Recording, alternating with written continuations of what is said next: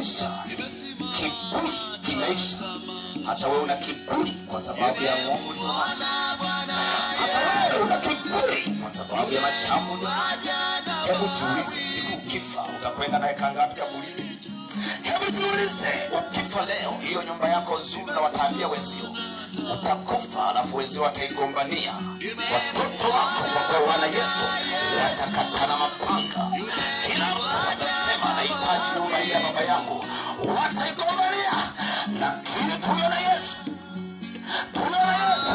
hatuhangaiki kwa ajili ya mambo kama hayo.